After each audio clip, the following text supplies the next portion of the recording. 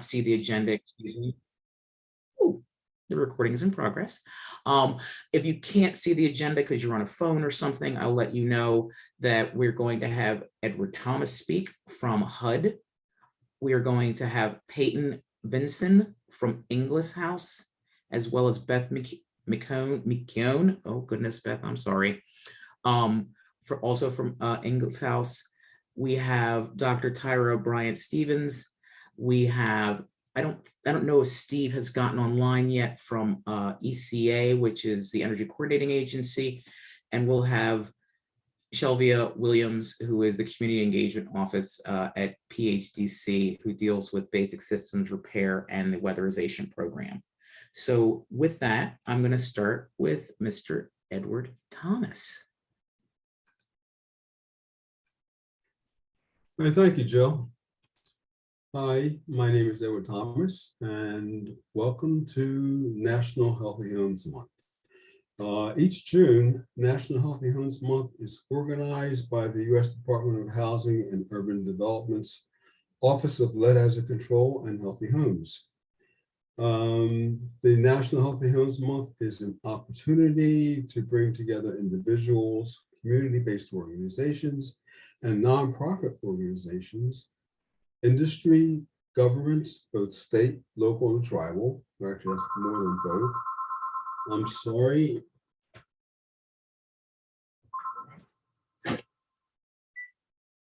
Sorry, I should have turned that off.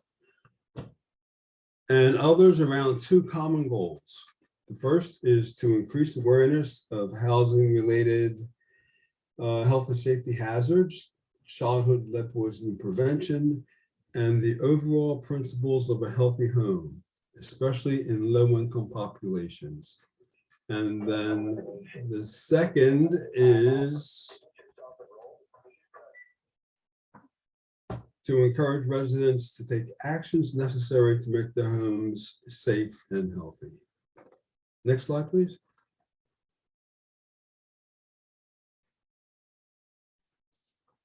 So what is the Office of Lead Hazard Control and Healthy Homes? The office currently has 4 divisions, plus a front office staff. We have a programs division, grant services division, policy and standards division, and programs and regulatory support. The office is, as I mentioned, located within HUD, and our main objective is to protect children and families from health and safety hazards that are housing based. Our vision since 1999, when the Healthy Homes program began, is to guide the nation to a future where homes are affordable, accessible, and designed, constructed, rehabilitated, and maintained in a manner that supports the health and safety of its occupants. And our primary mission is to make homes safer and healthier for all Americans, especially children and other vulnerable populations in low-income households. Next slide, please. So this is National Healthy Homes Month, June 2022, and our theme is a healthy home at any age. It's a particularly poignant theme. The Office of Lead Hazard Control and Healthy Homes has historically dealt with childhood lead poisoning prevention, and therefore our primary constituency were children, particularly those under the age of 6. But now we've broadened and expanded our scope. We now have what we call an older adult home modification grant program, which mimics the aging in place philosophy. So we're moving beyond lead hazard control for children and moving into other spaces where housing-based environmental health and safety hazards exist. The objectives of National Healthy Homes Month are to raise awareness of the importance of a home assessment and its benefit to family health, to educate the public about national and local resources available, to encourage implementation of local and regional activities through social media and traditional media, that's print, radio, and TV, and to use outreach strategies to target communities and families, especially those that are underserved. And may I have the next slide? So what is unhealthy housing? All right, this is a brief synopsis. On the left, you'll see the red rectangle, which states housing problems. And we'll go into the housing problems a bit later. But some of the housing problems that are identified are lead. I'm sorry, man. Hold on one second. I'm having a hard time seeing this screen. Our lead. Then we have pests, carbon monoxide, mold, volatile organic compounds, and noise. Then we have radiation, asbestos, then entry by intruder, falls, electrical hazards, fire, flames, collision and entrapment, explosions, and ergonomics. So those particular hazards in and of themselves create health effects that are essentially negative health impacts. And those health effects you will find in the center column. And I'm not going to go through each of those because in a upcoming slide, we'll touch upon them. And those health effects in turn cause economic impacts both to the individual and to society. Next slide.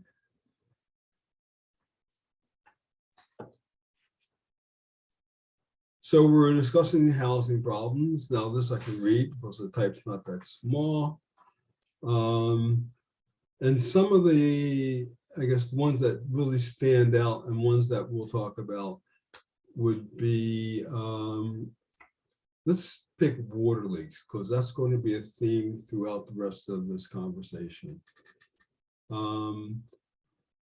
Water leaks, and we're not thinking about water leaks in one house, but we're thinking about water leaks in the millions of homes across the nation. And what kind of impact does that have? Next slide, please. So with that, we have various hazards that can be created. And those hazards from water leaks could be damp and mold growth. Of course, cold if you don't have any heat. We have water supply problems. We have lead, which is a big one. Water leaks within a home can cause delamination of the painted surfaces, which would in turn result in the uptake of lead by children. So that's how a home housing problem can in turn into a hazard. And then if we have the next slide, then you have our health effects. And of course, the top number one on the top of the list is lead poisoning. Another one based upon water leaks would be possibly unintentional injuries.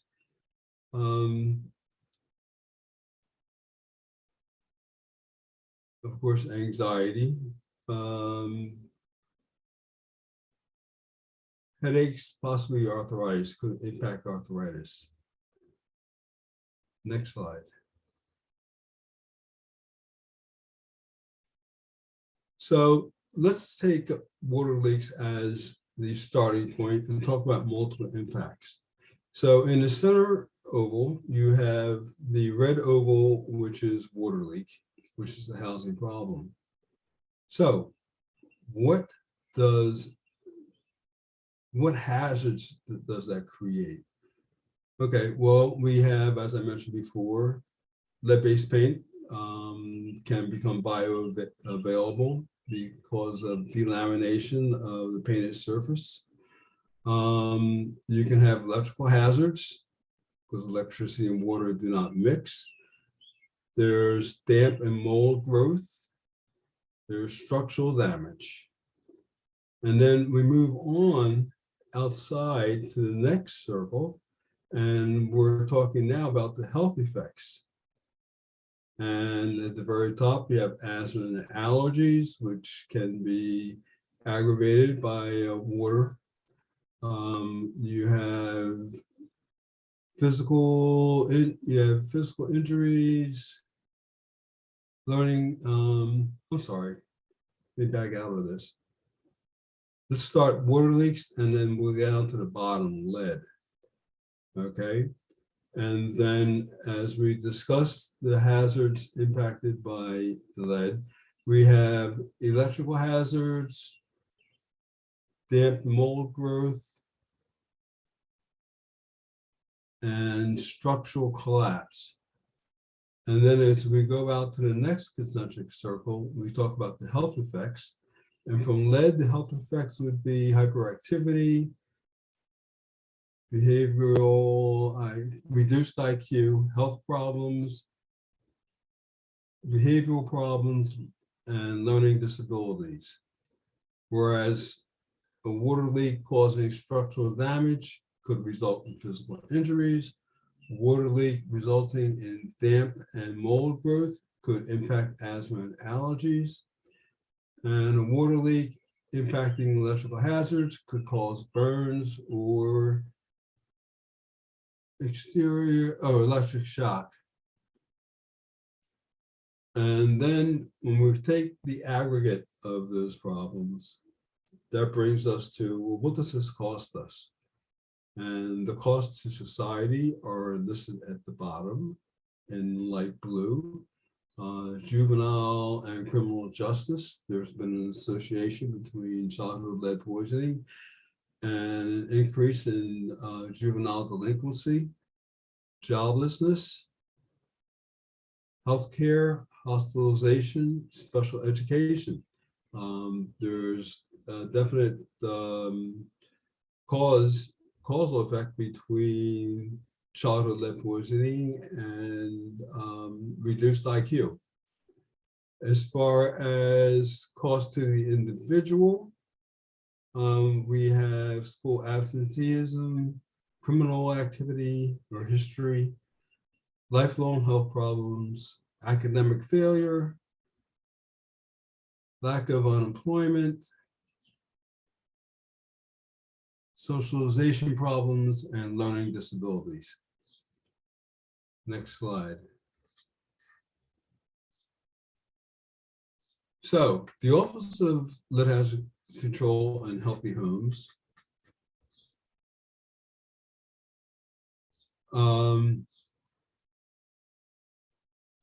what we do is we actually invest in a community. And by invest, I mean that we actually get a return on our investment. So for every dollar that we spend on lead hazard control, we get a return somewhere between $17 and $521. For every dollar spent on asthma reduction, there is a return of $5.30. I'm sorry, these glasses are not working for me. And $14. And for every dollar spent on radon mitigation, there is a return of $6.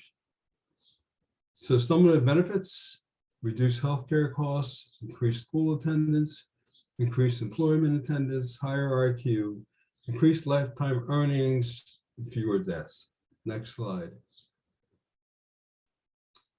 So this is where your healthy home's money goes. This is a before and after shot of a home that went through Healthy Homes mitigation, both interior and exterior.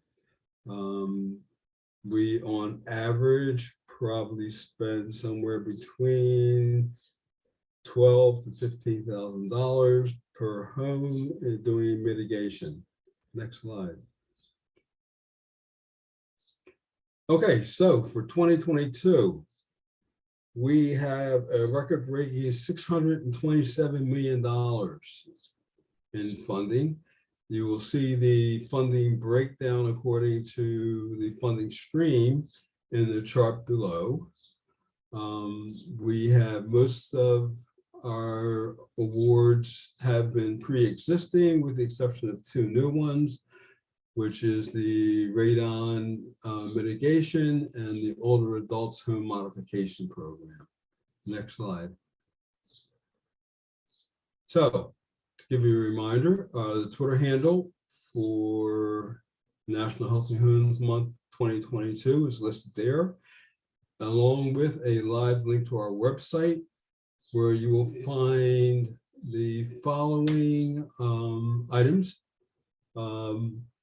And we're just going to scroll through them real quickly to give you an idea of some of the resources that we have. So we have two apps that can be downloaded to your iPhone or your Android. And then we have a stakeholders guide for both consumers and then one for professionals. Okay. There's infographics on lead poisoning, carbon monoxide. Okay. Fire safety and bathroom safety. Yep. Pet-friendly home healthy and pool safety. Okay. Then we have quick reference guides for the 8 principles of healthy homes. And we also have a room by room assessment guide, which is downloadable. And you can use that barcode to access that. And the next slide. And there's also a Healthy Homes YouTube channel, which you'll find very interesting. Next one. And then there's the 5 Minutes to a Healthier Home. And we have the School Nurse Network infographic also. Next slide. So closing out, this is these are the 8 Healthy Homes principles that are based upon the hazards that we found. Essentially, to keep it simple, keep it dry, keep it clean, keep it safe, keep it well ventilated, keep it pest free, contaminate free, keep it well maintained, and keep it thermally controlled. And the next slide. And with that, I want to thank our hosts, the West Philadelphia Promise Zone, and the Philadelphia, I'm sorry, Carol. Jill. Hi. Philadelphia Office of Community Empowerment and Opportunity. Okay, change the name. Well, it's been there for a long time. That's my contact information. Please feel free to contact me at any point. And one last thing I want to add is that we do have 2 notices of funding opportunities that just came out this Friday. One for lead hazard control and the other for lead hazard reduction. And then we also have the lead technical studies NOFOs available. So please contact me and I will shoot those out to you. And with Thanks. that, Oops, sorry, I didn't mean to cut you off, but thank you so much. All of this stuff that Ed presented and those downloads are going up into the chat. Thank you, Olivia, for that, as well as Ed's contact information. And I think that was great groundwork, letting us know the many things that we can look at and see in our homes. I would like to pivot a little bit to more, I would say structure might be the appropriate way, especially about independent living and modifications. And we have Peyton and Beth who are going to give us some information on that. So if they will unmute and there we go, and come off non-video or something. Thanks. Thanks, Jill. Hi, everybody. My name is Peyton Vinson. I'm the Program Development Specialist with Inglis. I'm joined here by Beth McCown. She is the Program Coordinator for the program that we're going to be talking about today. We're really happy to be here and tell you a little bit more about our program, and there will be questions at the very end if anybody has any. Go ahead, next slide. So before we talk about the specifics of our program, just to give you a little bit of background about our organization. So we are Inglis. We are known by many as Inglis House because that is our skilled nursing facility that has been around for a very, very long time. If you could just go to the previous slide. Thanks. Inglis House was founded in 1877, so it has been around for almost 150 years. So as Inglis as an organization has a long-standing history of helping people in need, and our main mission is to enable people with disabilities and those who care for them achieve their goals and live life to the fullest. So today, Inglis has actually grown into many more programs and systems aside from our nursing facility. So we have, on the previous slide was a photo of our innovation center. So we actually have a brand new hub, which is located right next to our nursing home on Belmont Avenue. And this acts as kind of a home base for all of our community programs. And this is where all of our programs are based out of. So if you're ever in the area, it's kind of like an open, welcoming space. So anybody is always invited to stop by. But we have grown into some of these programs that we list here. Just to kind of give you a little bit of quick information, these are our programs. The Connections program, which is our enhanced stay program, functions right out of our innovation center. Our Journeys program, which is our mobile peer partnership, that is our mental health focused program that is staffed by certified peer specialists. Our community employment services, which offers pre-employment and on-the-job training, job coaching, things like that. We have our Assistive Tech Solutions program, which provides assistive technology education and support. We provide that service in the community or in people's homes or in classes. So whatever people's needs are, we really strive to meet that.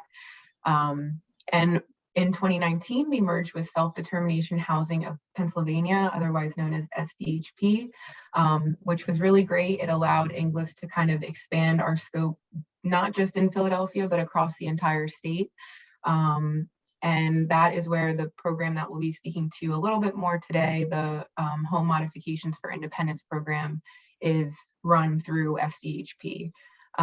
So if you have any questions about these programs, my contact info will be at the end of this. You can reach out to me or Beth, who I'm going to kick it to now, to talk a little bit more about the modifications program. She's the program coordinator. Beth, can you take over? Sure. Hi, everybody. I'm very glad to be here tonight, and thank you for inviting us.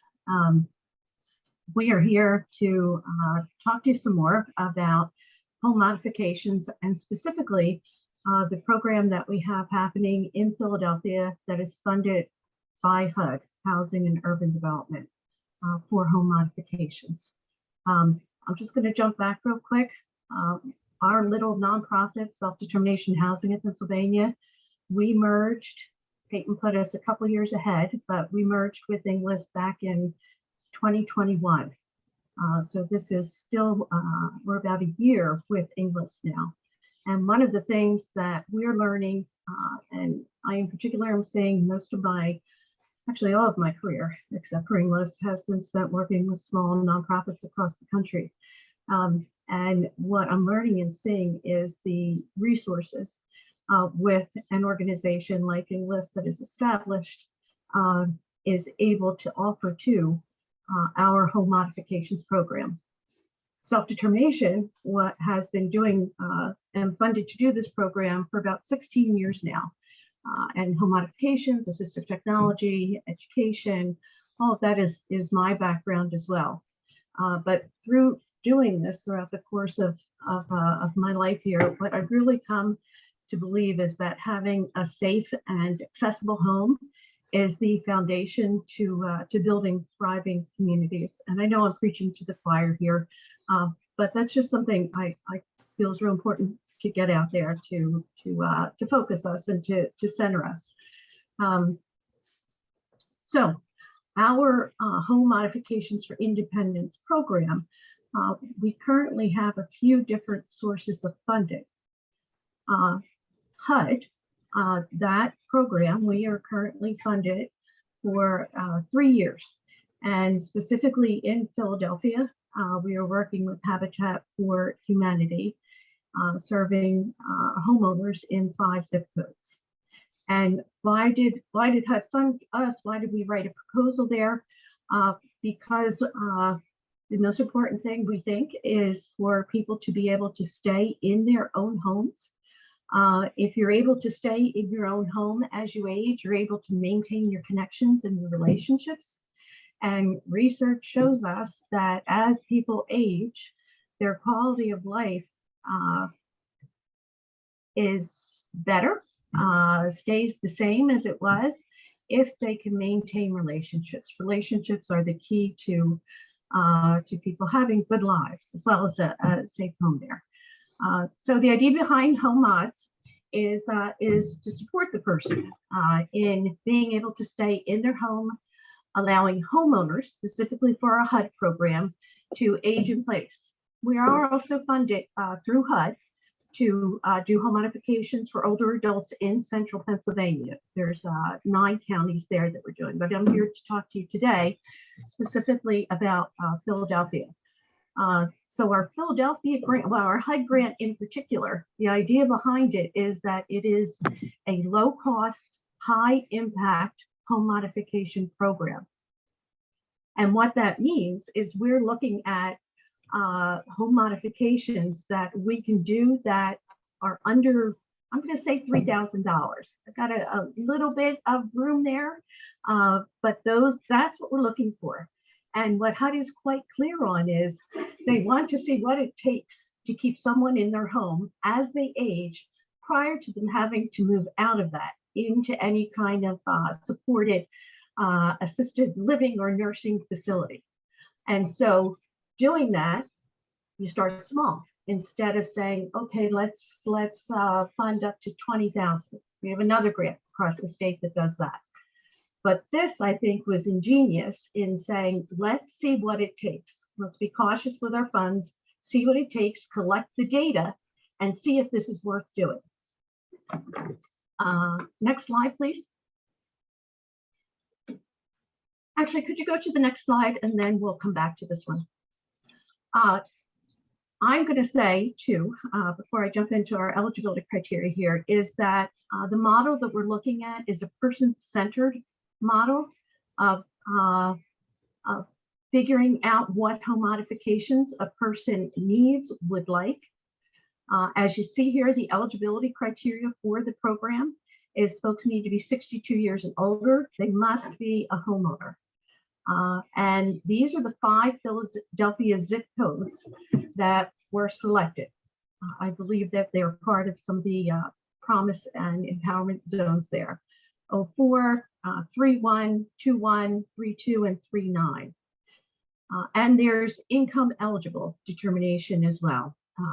So it's the income eligibility that's set for the county, 80% of what the area median income is. And most of the people that we're seeing, they do fall in that income range. So the model that we're looking at is person-centered.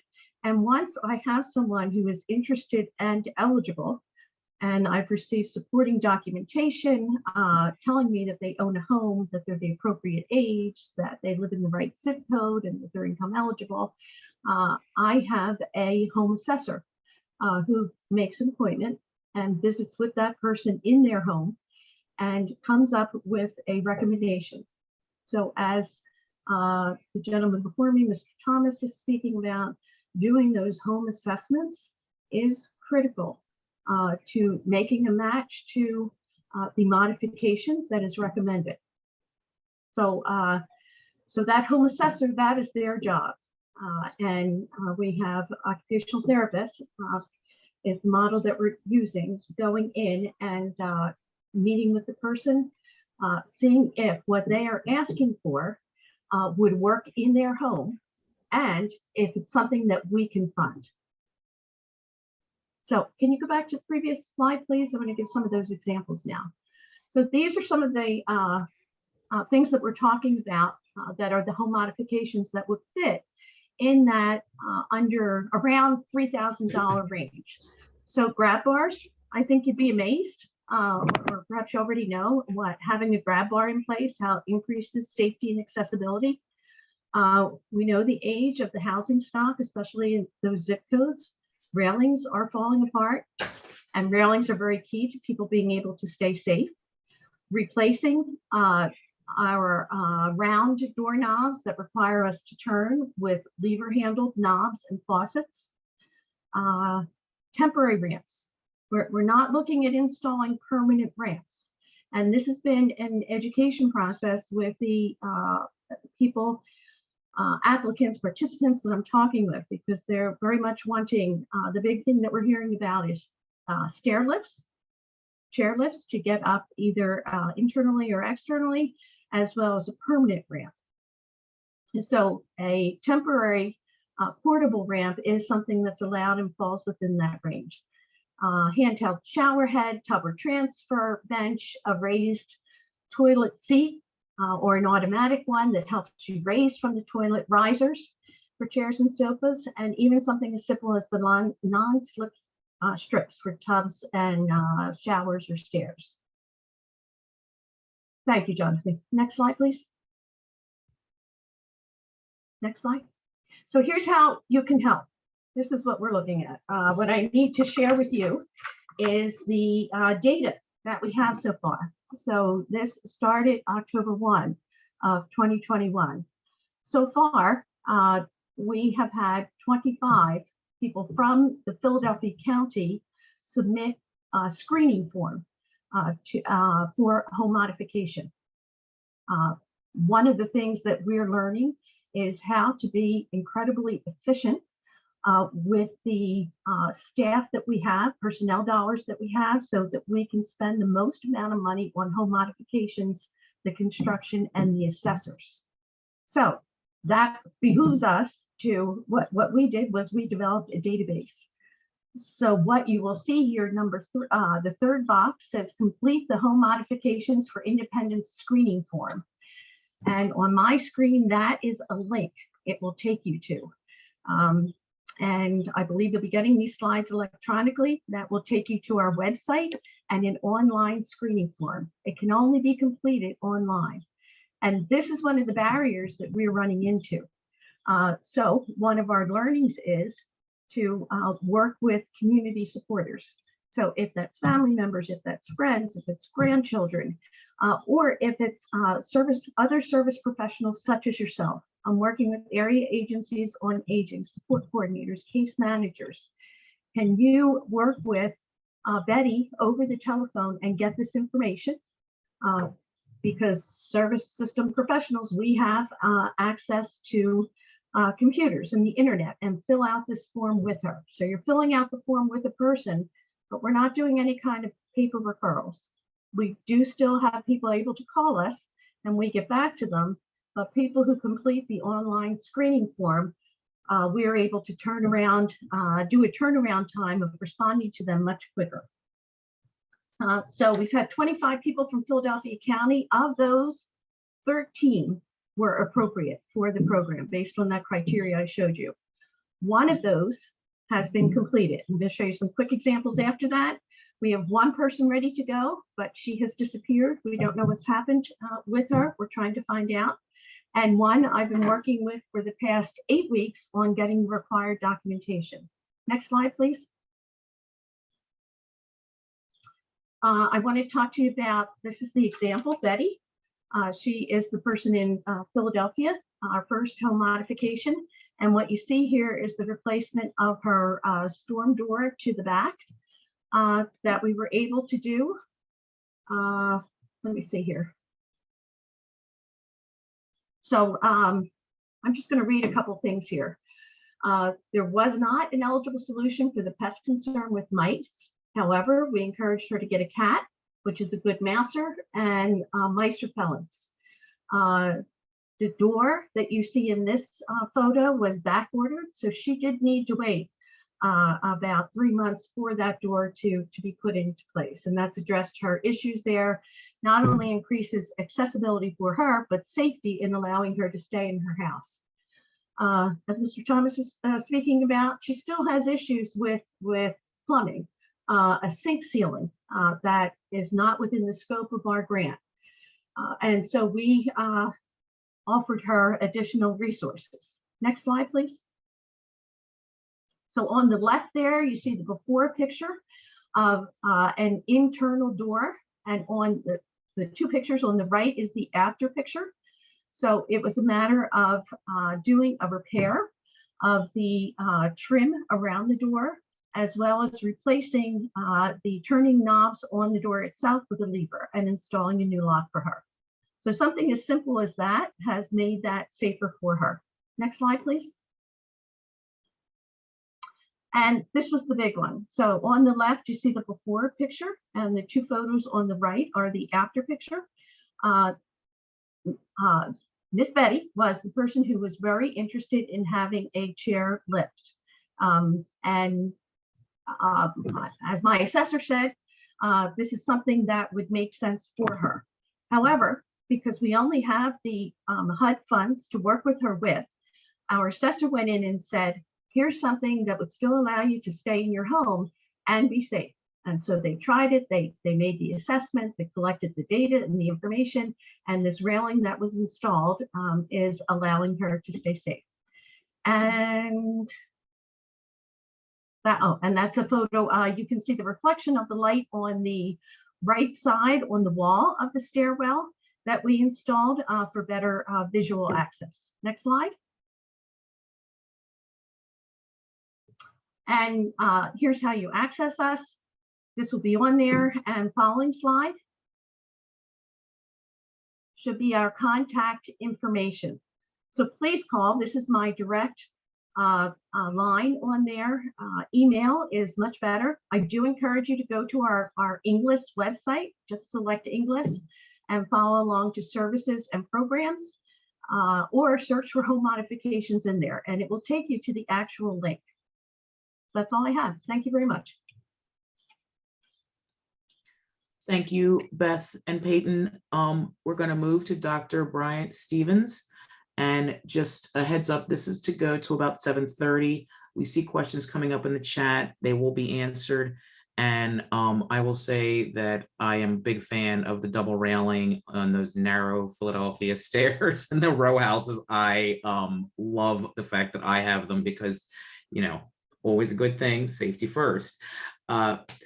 Dr. Bryant Stevens, I'm going to let you go ahead with your presentation now. Okay, thank you all for attending this evening. Thank you for the invite. I'm going to try to share my slides and hopefully, I think you guys can see this, right? Oops. Yep, I can see them. I just got to make it big enough so that you can see the whole thing and I can put it on slideshow.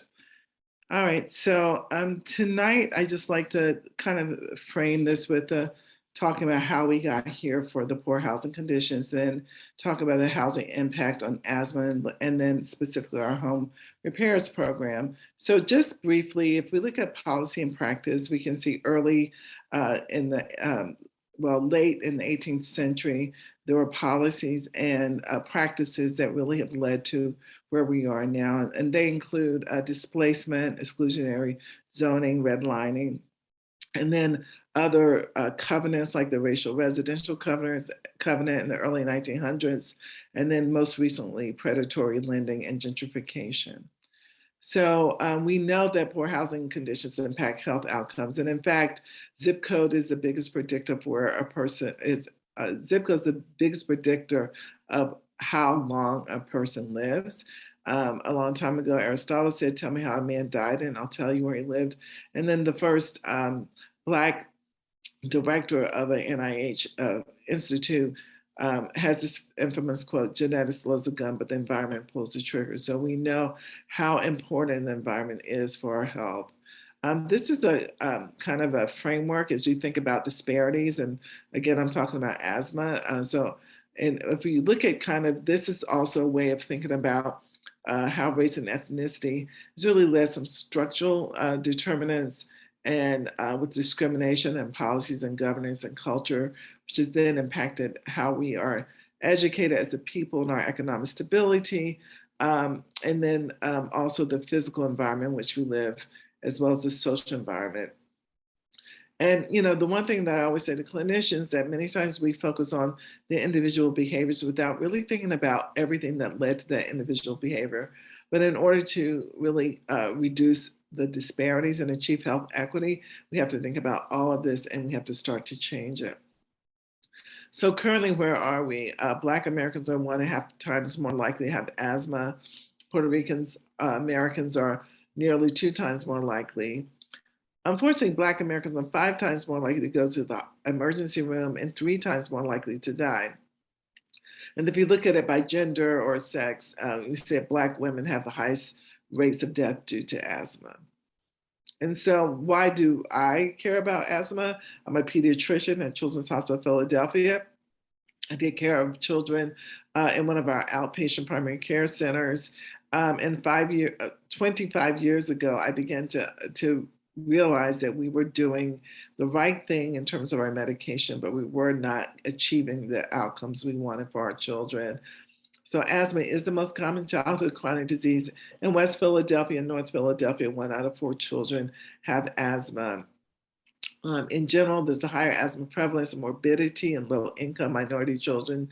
And we know that asthma disparities are explained by a complex interplay between genetics and structural factors, meaning low income or poverty, physical conditions with dilapidated housing, and social processes leading to differential exposures and host interactions.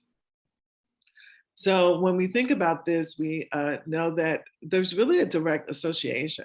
You have higher prevalence, you have poor housing quality. Also, you have more emergency room visits, you have poor housing quality. When we look indoor at allergens like dust, mite, cockroaches, mice, and mold, that makes children's airways twitchy, meaning that they're more likely to respond to having a cold and having symptoms related to their cold when they have asthma and are exposed to these allergens. And then we also know that in the ambient air, particulate matter 2.5 exposure is linked to reduced lung function, meaning reduced ability to breathe, increased asthma incidence and flares, as well as hospital admissions. So this is the American Housing Survey findings in terms of asthma prevalence. They found that with households with kids are more likely to have at least 1 child with asthma, when they also report exposure to smoke, mold, and leaks in their homes. Also, smoke inside the home and mold in the bedroom are associated with more emergency room and urgent care visits. We find that renters with kids are more likely to have asthma triggers in the home than owners. And then if you look at assisted renters have higher exposure to certain indoor asthma triggers such as smoke and mold than other low-income renters who don't receive any governmental rental assistance. And I would say this is something about our public housing stock. And so all of these findings really led us to really think about what we were doing. So our CAPP program, our Community Asthma Prevention Program, what we have done for 25 years is assess home environment for triggers and educate. We give them supplies to remediate, to prevent trigger exposure. We also make sure that they understand how to use their medications so they can manage their clinical care and symptoms. And then hopefully that improves asthma control with fewer emergencies, fewer symptom days, and fewer missed school and work days. But as we began to think about this over the years, we realized that this in-home asthma education and trigger remediation was somewhat limited in terms of its scope. So many times we would take supplies, we would take pest control items, we would take things to really reduce the mold exposure. We would do a lot of small things that the homeowner or the renter could do on their own, but we still left homes with gaping holes and with bad leaks, with roof in need of roof repairs. So we began the CAPP Plus program, and that was in 2018, where we do structural repairs to eliminate asthma triggers. So we're now not just giving supplies, but we actually have our home repair agency partners, Rebuilding Together, Philadelphia, and Habitat for Humanity, who will go with the community health worker. This is one of our community health workers. They would go with the community health worker and the parent or the caregiver around the home and identify structural defects that may cause children with asthma to be exposed to things like mold, pest, and dust. And we target this. Our goal is to improve asthma control. We have targeted our home repair program in West Philadelphia. Many of you know that CHOP is in West Philadelphia. And since West Philadelphia is in our backyard, and it's one of the poorest neighborhoods in the country, we really wanted to start there. And so we create asthma-friendly home through an integrated approach to asthma management with the education and the structural repairs. And our funding has been different over the years, but currently CHOP really funds most of this. So what do we target? We target pests, target mold, we target dust, and the HVAC system. And so with pests, we're really doing exclusionary structural repairs, meaning we're trying to keep them out. So we seal, we repair, we put storage areas so that families can store their food behind closed doors. And we also are able to partner with the health department to do integrated pest management in the homes. For most, we repair plumbing leaks, roof leaks, install bathroom exhaust fans, dry lock basements. And then for dust, we replace carpeting with flooring, air filters on heating and cooling systems, and we vacuum and clean grates and termination points and duct systems. And then for HVAC, we correct ventilation in kitchens, bathrooms, and basements. We install programmable thermostats as needed. We provide window air conditioning units in the child's bedroom, and we inspect windows to assure operability and seal them when appropriate. So how do the homeowners partner with us? They allow us access to their home during the repair period. They sign a consent for the repairs and a self-amortization loan over 3 years, meaning that as long as they stay in the home for 3 years, there will be no payback expected. But should they leave before then it will be, they will owe something depending on how long they stayed in the home.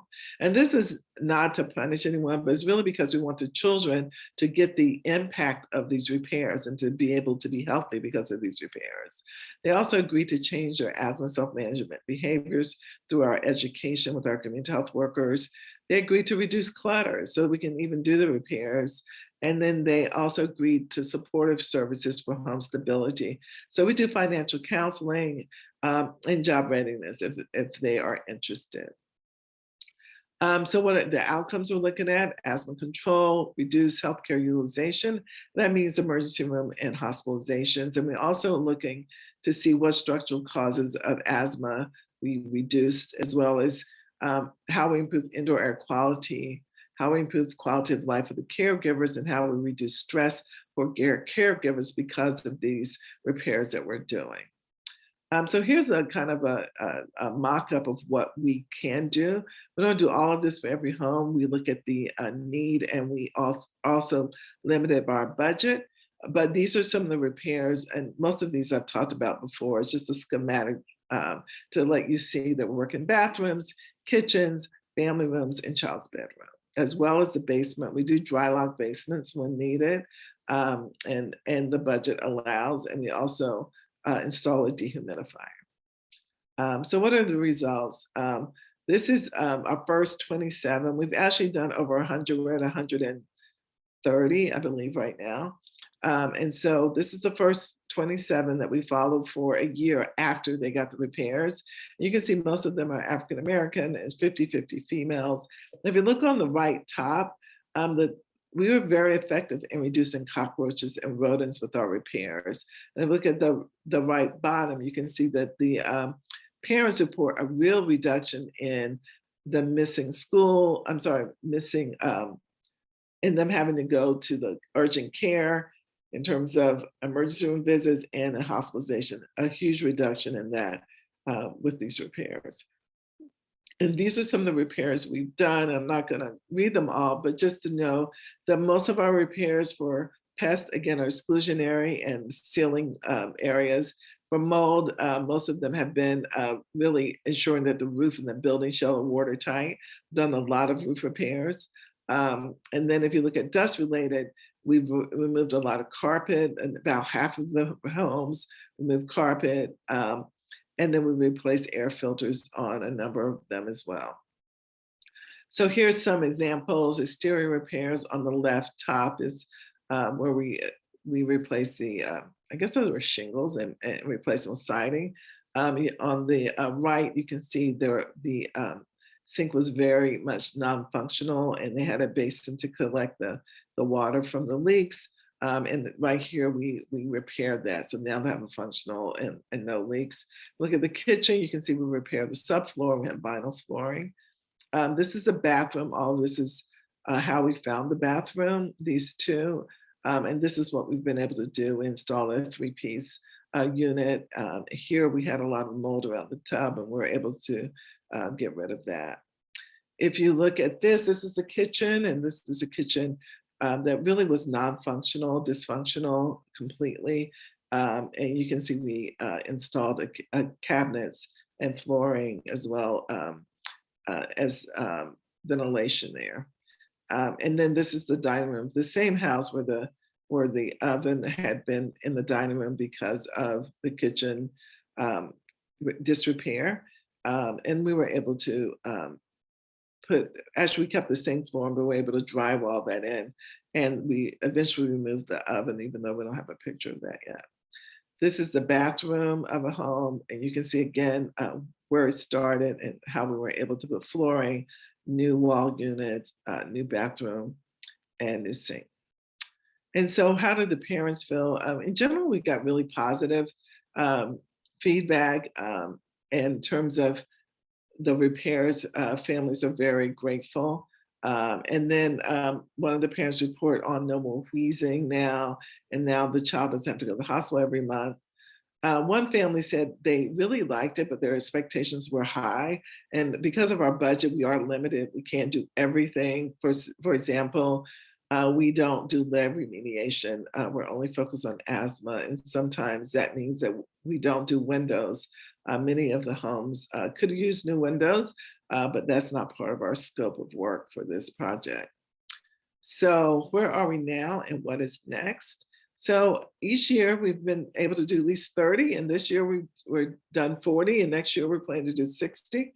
And we've been working primarily building together, but Habitat for Humanity is coming on with us for fiscal year 23, which allows us to get to at least 60 that year. And we also work with other partners because we know that this is, that people don't live in a narrow scope. And even though parents are really grateful for our home repairs, we want to make sure that the home repairs are done by minority and women-owned businesses. So the Enterprise Center helps assist us finding local contractors and help them obtain the credentials and licensing so they can bid on this work. And we also have a voucher program. So once the repair is over, we give them $500 voucher for emergency repairs that they can get filled through Enterprise Center. And then Clarify, Jill's group, they provide financial counseling and they help owners create a budget. And we give them the voucher after they create their budget. Community Legal Services has really helped us to draft contract with low-income landlords. They work with us with the renters in general, but for now we have not been we have not been repairing rental homes, and we'd like to do that in the future. And then the Philadelphia Department of Health provides professional integrated pest management for us. So in summary, we feel that the home repairs, the CAPP Plus home repairs has been successful, been able to gauge families, we've been able to provide structural repairs and reduce asthma triggers.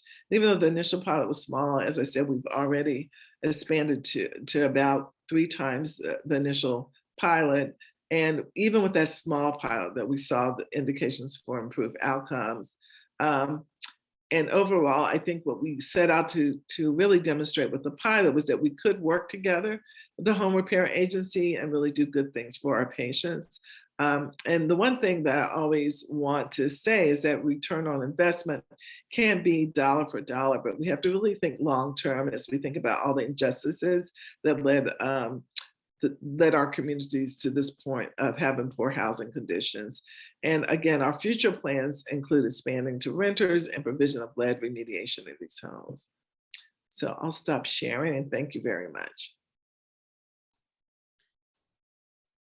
Thank you, Doctor. That is awesome. And I think the one thing that I would just say when folks are talking and thinking about this with their questions is it takes a village. There is a lot of layering that is going on with different programs and such. So folks who are listening and watching this, sort of put your pen to paper there and jot down some thoughts about what you're hearing from these different agencies and can you layer those things and how does that work? And so just putting a little bug in your ear, if you will, excuse that expression. And like those amazing renovations.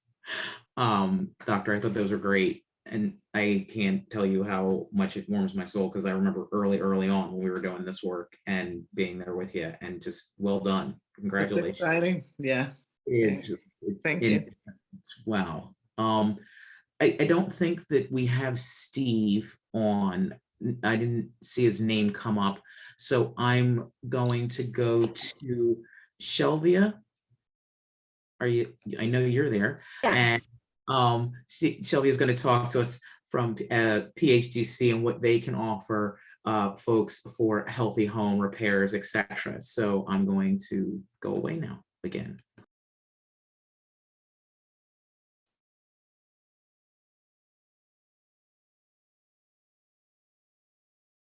I'm not sure. Can everyone see me? I can see you, and I can also on another screen see a slide that says basic systems repair and weatherization. Okay. Good, thank you. So hi, good evening, everyone. I'm excited to be here tonight. My name is Shelvia Williams. I am the Community Engagement Officer for PHDC, that's Philadelphia Housing Development Corporation.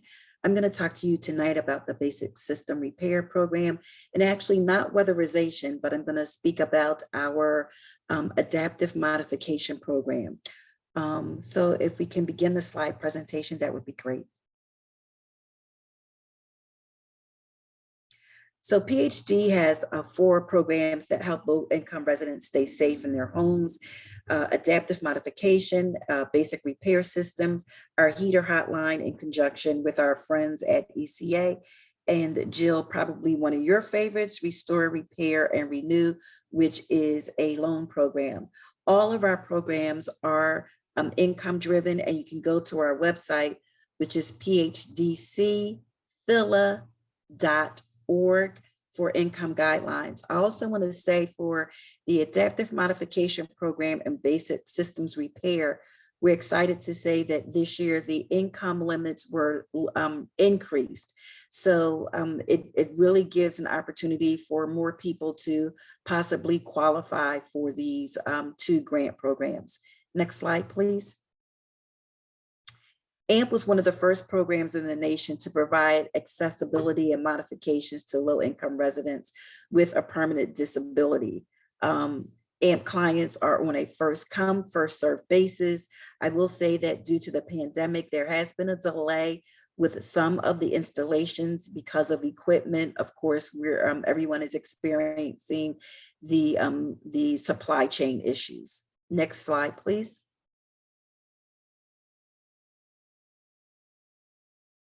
Typical modifications include stairway elevators and accessible bathrooms and half bathrooms, wheelchair lifts, and railings. For our program, we actually have an occupational therapist who will come out to the home to assess the home to see what modifications need to be made. Although a participant may desire certain things to be done to their home, it is based on the recommendations of the occupational therapist and the budget. Next slide, please. The Basic Systems Repair Program provides grants for emergency repairs to owner-occupied homes for electrical work, plumbing, heater repairs or replacement, moderate structural issues, and replacements of roofs. So one of the differences between Basic Systems Repair and the Adaptive Modification Program, with Basic Systems Repair Program, you must be the homeowner. And when we say the homeowner, you have to have the deed must be in your name. So I would suggest that for anyone who is interested in a program such as Basic Systems Repair Program, and you're living in a home which may have the name of a deceased person still on the deed, you may want to contact the Register of Wills office and talk to them about their Tangled Title program. For the Adaptive Modification Program, the home can be owner occupied or it can be a rental property, but the owner of the home must sign an agreement stating that they give permission for modifications to be made to the rental property. Next slide, please. So we want to, some of the basics, the Basic System Repair Program does not provide homeowner maintenance repair, such as leaks that are limited to one area and not causing significant damage, unheated porches or sheds, adding or replacing broken receptacles or fixtures, leaking faucet or doors, storing windows, or storage treads. So we don't do things which are considered maybe minor repairs or maybe something that a handyman could take care of for you in the home. Next slide, please. Basic Systems Repair schedules clients for intake on a first come, first served basis with the following exception. If the home has an L&I violation, notices of defects from the Philadelphia Water Department or PGW, or no heat during winter months, November through March, or if you're accumulating sewage in your basement. So these types of repairs are considered priority. Next slide, please. For the emergency heater hotline, again, you would contact our friends at the Energy Coordinating Agency, and they will help you with any issues or concerns as it pertains to your heater repair that you may need. There are some instances where the ECA may not be able to assist with what you need to have done, and it may be referred back to the Basic Systems Repair Program. So currently, you can call BSRP and the AMP program at 215-448-2130. The heater hotline is 215-568-7190. With the Basic Systems Repair and the AMP expression of interest, you can do that online, or you can call the number and Central Intake will send an application to you in the mail. The documents that you need will be your proof of income. And so if you're receiving something such as Social Security income, or if you're receiving public benefits as your source of income, we need the most current document, and we need the entire document, not just a portion of the document. We need to see the entire document. For Basic Systems Repair Program, you will also need to present your deed. If you're unable to access your deed for whatever reason, we are able to assist you with getting the deed information from the City of Philadelphia. Next slide, please. The AMP and the AMP expression of interest are scheduled in the order that they're received.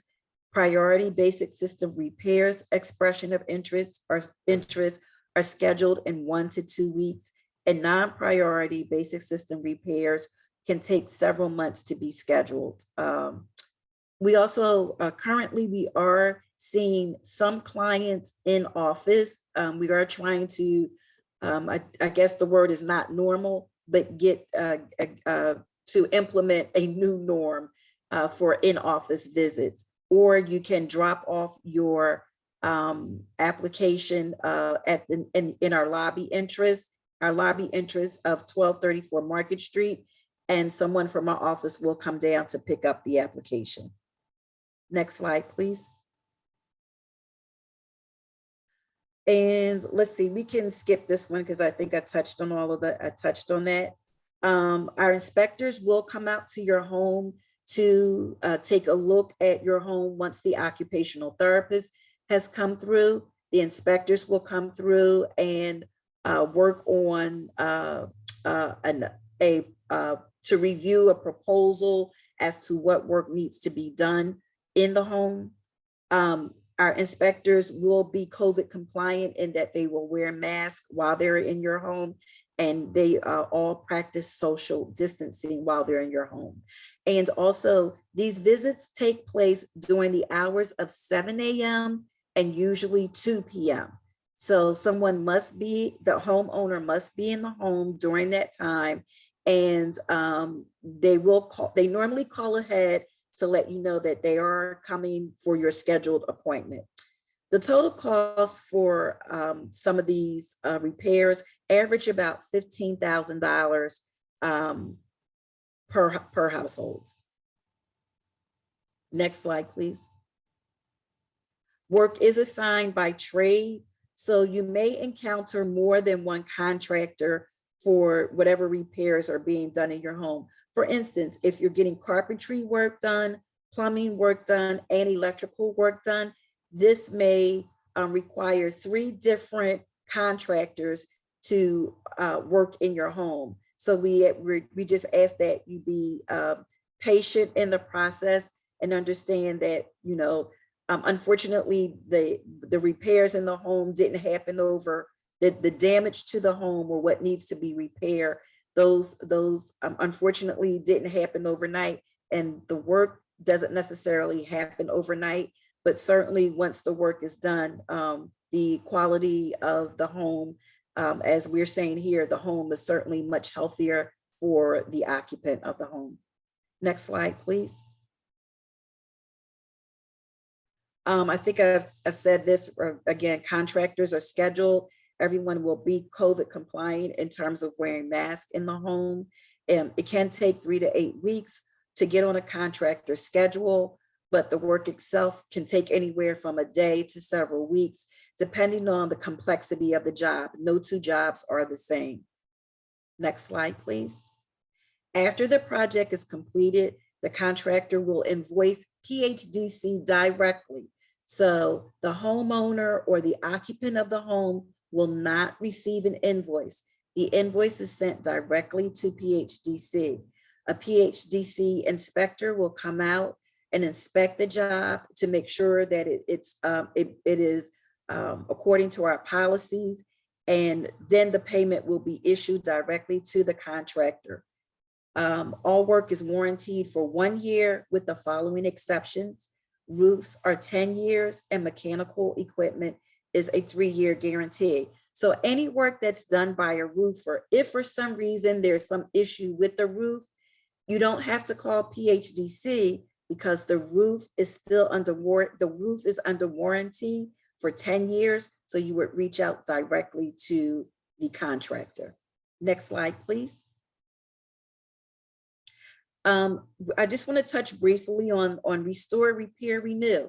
So there may be some of you on this call today who may not be eligible for basic systems repair or the adaptive modification program because you may be above the income limits. However, there is a great program that is administered by Clarify, Restore, Repair, Renew, that allows a 10-year, 3% loan for repairs to be made to your home that will improve the health, safety, or weatherization or the accessibility of quality of life in your home. The loan can range from anywhere from $2,500 to $49,999. And that limit was increased this year. So we're excited to say that this program was relaunched this year with a larger loan limit. It's interest only for the first year, and it must be your primary residence. So this is not for rental properties. It must be owner occupied, and it must be your primary residence. You have to have a credit score greater than 580, have current homeowners insurance, current on utilities and taxes, and no L&I violations. Or if there are violations, you'll use the loan to make those corrections. Next slide, please. So if you have any further questions about any of the information that we're sharing here with you tonight, please let me know. If I see that there are a couple of questions in the chat, if someone could help me with those questions, I'm more than happy to answer them for you. So thank you, Shelby, and you're the best commercial Clarify could ever have. We appreciate that. There's a small spelling error on the slide. Just remember, Clarify ends in an I on the one email address, but don't worry, it probably gets to us somehow. Oh, wow. Okay. Yep. I'll make sure we get that fixed. But one thing, again, much like I said with Dr. Tyra, it's layering. I've become up close and personal with a lot of folks from BSRP with Restore, Repair, Renew. You can have both programs come in. You know, you might have to time a little bit, but that does happen. So we do have some questions, and the one that I saw that's I'm going to start with. What's this? Sterling Johnson asked, what is the strategy for assisting renters with disability issues? I don't know if that is Peyton and Beth. So I spoke to that with thank you. The adaptive modification program. So you can rent a home, but the homeowner must sign off and agree to have the modifications made to the home if you're accepted into the program. So that is doable. And Beth or Peyton, thank you. I can address that as well. So one of the things that we've been learning is people who have waiver case managers who experience disabilities, they can go to those waiver case managers and ask for home modifications to be evaluated and to be put on the list. Those managed care organizations are required to fund the home modifications if they can demonstrate necessity. There are state dollars out there. One of the programs that we run, but is called from the Department of Community and Economic Development on the state level. And that is specifically for people of any age experiencing disability. They do not need to be a homeowner. They can be a renter as long as there is landlord approval. Excuse my cat there. Landlord approval. They do need to meet financial income guidelines, and those modifications can be funded up to $20,000. So that's where the stair lifts come in, and the larger home modifications. And we do see across the state of Pennsylvania, a number of people experiencing disability or acquiring disabilities as you get older who apply for that. And I should say that there's currently within our Home Mods program a 150-person waiting list for that specific funding source. So there is a need. All I can do is collect data, and I work my way down the waiting list. So there's a couple options there. They're not all good, but I encourage people to keep asking and talking to people. Thank you so much. I think Dr. Tyra asked, is there a wait list for BSRP or the adaptive mod program? So there is a wait list for the adaptive modification program. BSRP, we can't say in general that there's a wait list, because there might be a wait list for folks who need roof repairs because all the roofers that are a part of our program are currently working on jobs, but the electricians may not have a wait list. BSRP usually doesn't have I would say the turnaround time is pretty quick. In fact, I just did follow through with an individual who had roof repairs done. And I think her whole process from the time she put in her application until her roof repair was completed last week was about 4 weeks. So putting in the application, having the inspector come out, the estimate done, and the roofer actually coming out. But again, it depends upon the extent of the work that needs to be done. And I would say the adaptive modification program, if you're waiting for something like a chairlift, the wait unfortunately could be probably 6 months or longer due to supply chain issues. So those, it varies, but yeah, there can be some wait. So I would, to your point, Jill, I would suggest that people really consider layering and figuring out who they can reach out to for these services, especially if you're someone that feels like you need this right away. Unfortunately, if you need the adaptive modifications done immediately, you're probably going to have to wait. So if you may need to find another agency to assist you with that, but certainly PHDC is here. Our goal is to assist as many citizens in the city of Philadelphia with being able to maintain their homes and stay in their homes. I had a pleasant experience visiting a woman who got a chairlift, and she was excited because she said she could come downstairs at night now and pop popcorn if she wanted to. Previously, once she went upstairs at night, she had to stay upstairs. Or once she was downstairs, she had to stay downstairs. But the chairlift now allows her the freedom to come and go up and down from her first floor to her second floor. Thank you. Mr. or Ms. Metzger asked if any of our programs here are available to Delaware County residents. I will tell you that Restore, Repair, Renew is not. I can also spill the beans and say that I know some work that's being done in Delco to try and address home repairs. I don't know when that program will kick off. Dr. Tyra, does any of your stuff work in Delco? No, we're all West Philly right now. We're only in West Philly. Yeah. Yeah.